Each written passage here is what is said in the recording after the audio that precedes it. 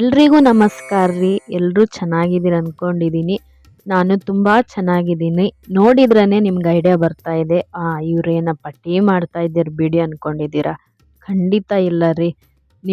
ನಿಮಗೆ tension free ಮಾಡೋಕ್ಕೆ ಅಥವಾ ನಿಮಗೆ ಎನರ್ಜಿ ಬರೋಕ್ಕೆ ಒಂದು ವಿಶೇಷವಾದಂತಹ ಮಸಾಲ ಟೀನ ಹೇಳ್ಕೊಡಕ್ಕೆ ಬಂದಿದ್ದೀನಿ ರೀ. ಇದು ಬಹಳ ರುಚಿ ಇರುತ್ತೆ ಅಂತಲೇ ಹೇಳ್ಬೋದು ರೀ. ಇದ್ರ ಘಮ ಒಮ್ಮೆ ನೋಡಿದ್ರೇ ಮತ್ತೆ ಮತ್ತೆ ಮಾಡ್ಕೊಂಡು ಕುಡಿಬೇಕಂತ ಖಂಡಿತ ಅನಿಸುತ್ತೆ ರೀ. ನೀವು ನಿಮ್ಮ ಮನೇಲಿ ಯಾರಾದರೂ ಬಂದರೆ ಇದನ್ನೇ ಓಡಾಡ್ಕೊಂಡು ಮಾಡಿಕೊಡ್ತೀರಾ ಇಂಥ ಟೀನ. ಬಹಳ ರುಚಿ ಇರುತ್ತೆ ಅಂತೀನಿ. ಸ್ವಾದಿಷ್ಟವಾದಂತಹ ಘಮಘಮಿಸುವಂತಹ ಟೀಯನ್ನು ನೀವು ಖಂಡಿತ ಒಮ್ಮೆ ನೋಡ್ರಿ. ವಿಡಿಯೋ ಕೊನೆ ತನಕ ನೋಡಿ ಖಂಡಿತ ನೀವು ಒಮ್ಮೆ ಮಾಡಿಕೊಂಡು ಕುಡೀರಿ. ತುಂಬ ರುಚಿ ಇರುತ್ತಂತಲೇ ಹೇಳುತ್ತೇನೆ ರೀ. ಎಲ್ಲರಿಗೂ ಶುಭ ಮುಂಜಾನೆಯನ್ನು ತಿಳಿಸ್ತಾ ನಾನು ಮಸಾಲ ಟೀನ ಹೇಗೆ ಮಾಡಿದೆ ಅಂತ ನೋಡ್ಕೊಂಡು ಬರೋಣ್ರಿ. ಅದಕ್ಕೆ ಬೇಕಾದ ಪದಾರ್ಥಗಳನ್ನು ನಾನು 3/4 ಟೀ ಸ್ಪೂನಷ್ಟು ಕಾಳುಮೆಣಸು ತೊಗೊಂಡಿನ್ರಿ, 2 ಸ್ಪೂನಷ್ಟು ಏಲಕ್ಕಿ, 1 ಸ್ಪೂನಷ್ಟು ಲವಂಗ, ನಾನು ತೋರಿಸಿದಷ್ಟು ಚಕ್ಕೆ ತಗೊಳ್ರಿ. ಇದು ಒಣ ಶುಂಠಿ ತೊಗೊಂಡಿನ್ರಿ, ಮಿನಿಮಮ್ 2 ಸ್ಪೂನು ಕಂಪಲ್ಸರಿ ಇರಬೇಕ್ರಿ. 1 ಗುಲಾಬಿ ಹೂ ತೊಗೊಂಡಿದ್ದೀನಿ ರೀ, ಅದರ ಪಕಳೆಗಳನ್ನು ಈ ಥರ ಬಿಡಿಸಿಟ್ಕೊಂಡಿದ್ದೀನಿ ನೋಡ್ರಿ. 1 ಸ್ಪೂನಷ್ಟು ಬಡೆ ಸೋಂಪು. ಇವೆಲ್ಲವುಗಳನ್ನು ನಾನು ಒಂದು ಕಡಾಯಿ ಕಾದ್ಮೇಲೆ ಫುಲ್ಲು ಲೋ ಫ್ಲೇಮ್ ಇಟ್ಕೊಂಡು ಏಲಕ್ಕಿ, ಲವಂಗ, ಕಾಳು ಮೆಣಸು, ಚಕ್ಕೆ, ಸೋಂಪು ಕಾಳು ಹಾಕ್ಕೊಂಡು ಫುಲ್ಲು ಲೋ ಫ್ಲೇಮಲ್ಲಿ ಅದ್ರ ಸ್ವಲ್ಪ ಪರಿಮಳ ಮೂಗಿಗೆ ತಾಕೋಷ್ಟು ನಾನು ಫ್ರೈ ಮಾಡ್ಕೊತಾ ಇದ್ದೀನಿ ರೀ. ದಯವಿಟ್ಟು ಹೊತ್ತಿಸ್ಬೇಡಿ, ಫುಲ್ಲು ಲೋ ಫ್ಲೇಮಲ್ಲಿ ಸ್ವಲ್ಪ ಸಮಯ ಕೊಟ್ಟು ಈ ಥರ ಫ್ರೈ ಮಾಡ್ಕೊಳ್ಳಿ. ಅದನ್ನು ಒಂದು ಸರ್ವಿಂಗ್ ಪ್ಲೇಟಿಗೆ ಸರ್ವ್ ಮಾಡ್ಕೊಳ್ಳಿ. ನಂತರ ಒಣ ಶುಂಠಿಯನ್ನು ನಾನು ಜಜ್ಕೊಂಡಿದ್ದೀನಿ. ಈ ಥರ ಜಜ್ಕೊಂಡು ಅದನ್ನು ಸ್ವಲ್ಪ ಬಣ್ಣ ಬದಲಾಗಬೇಕು ನೋಡ್ರಿ. ನಿಮಗೆ ಗೊತ್ತಾಗುತ್ತೆ ರೀ, ಬಣ್ಣ ಸ್ವಲ್ಪ ಬದಲಾಗೋ ತನಕ ಅದನ್ನು ಈ ಥರ ಫ್ರೈ ಮಾಡ್ಕೊಳ್ಳಿ.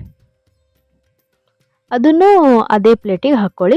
ನಂತರ 25ರಿಂದ 30 ದಳದಷ್ಟು ತುಳಸಿ ದಳ ತೊಗೊಂಡಿನ್ರಿ, ಅಂದರೆ ತುಳಸಿ ಎಲೆ. ಅದನ್ನು ಹಾಕ್ಕೊಂಡು ಇಷ್ಟು ಫ್ರೈ ಆದರೆ ಸಾಕ್ರಿ. ಇಷ್ಟು ಮಾಡಿಕೊಂಡು ಅದನ್ನು ಅದೇ ಪ್ಲೇಟಲ್ಲಿ ಹಾಕ್ಕೊಂಬಿಡ್ರಿ. ನಂತರ ಗುಲಾಬಿ ದಳಗಳನ್ನು ಅದನ್ನು ಸ್ವಲ್ಪ ಬಣ್ಣ ಬದಲಾಗಬೇಕ್ರಿ, ಗೊತ್ತಾಗುತ್ತೆ ನೋಡ್ರಿ. ಇಷ್ಟು ಆದ್ರೆ ಸಾಕ್ರಿ. ಇದನ್ನು ಫ್ರೈ ಮಾಡ್ಕೊಂಡು ಹಾಕ್ಕೊಂಬಿಡ್ರಿ. ಇದು ಎಲ್ಲಾನು ಒಂದು ಪ್ಲೇಟಲ್ಲಿ ಹಾಕ್ಕೊಂಡಿರಲ್ರಿ, ಇದು ಪೂರ್ತಿ ತಣ್ಣಗಾಗಕ್ಕೆ ಬಿಟ್ಬಿಡ್ರಿ. ನೀವು ಬಿಸಿ ಇದ್ದಾಗ ಹಾಕಬೇಡ್ರಿ, ಅಡ್ಡು ವಾಸನೆ ಬರುತ್ತೆ. ಯಾವುದೇ ಕಾರಣಕ್ಕೂ ರುಚಿ ಬರೋದೇ ಇಲ್ಲ ರೀ, ಪರಿಮಳನೂ ಹೋಗ್ಬಿಡುತ್ತೆ. ಪೂರ್ತಿ ತಣ್ಣಗಾಗಕ್ಕೆ ಬಿಟ್ಬಿಡ್ರಿ. ಈಗ ಇದು ಒಂದು ಮಿಕ್ಸರಿಗೆ ಹಾಕ್ಕೊಂಡು ಬಂದ್ಬಿಡ್ತೀನಿ ರೀ ನಾನು. ನೋಡಿ ಈ ಥರ ಪೌಡ್ರ್ ತಯಾರಾತ್ರಿ. ಭಾಳ ರುಚಿ ಕೊಡುತ್ತಂತನ ಹೇಳ್ಬೋದ್ರಿ. ಖಂಡಿತ ನಿಮ್ಮೆಲ್ಲರಿಗೂ ಪರಿಮಳ ಭರಿತವಾದಂಥ ಸ್ವಾದಿಷ್ಟವಾದಂಥ ಚಹಾ ನೀವು ಖಂಡಿತ ಸವಿತೀರಂತನೇ ಹೇಳ್ಬೋದ್ರಿ. ಈಗ ನಾನು ಒಂದು ಡಬ್ಬದಲ್ಲಿ ತಗೊಂಡಿದ್ದೀನಿ ರೀ, ಹಾಕ್ಕೊಂಡಿದ್ದೀನಿ ಅದು ಮಿಕ್ಸರ್ ಮಸಾಲ ಟೀ ಪೌಡ್ರನ್ನು. ಅದಕ್ಕೆ ಒಂದು ಟಿಶ್ಯೂ ಪೇಪರನ್ನು ಹಾಕಿ ಟೈಟಾಗಿ ಮುಚ್ಚಿಟ್ಬಿಡ್ತೀನಿ ರೀ. ಈ ಥರ ಟೈಟಾಗಿ ಮುಚ್ಚೋದ್ರಿಂದ ಅದ್ರ ಪರಿಮಳ ಹೊರಗೆ ಹೋಗಲ್ಲ ರೀ. ಆರಾಮಾಗಿ 2 ತಿಂಗಳು ಉಪಯೋಗಿಸ್ಕೋಬೋದ್ರಿ. ಈಗ ನಾನು 2 ಕಪ್ ಚಹಾ ಮಾಡಾಕತ್ತೀನಿ ರೀ.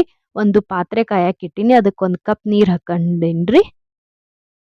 ನಂತರ 2 ಸ್ಪೂನಷ್ಟು ಸಕ್ಕರೆ ಹಾಕಾಕತ್ತೀನಿ ರೀ.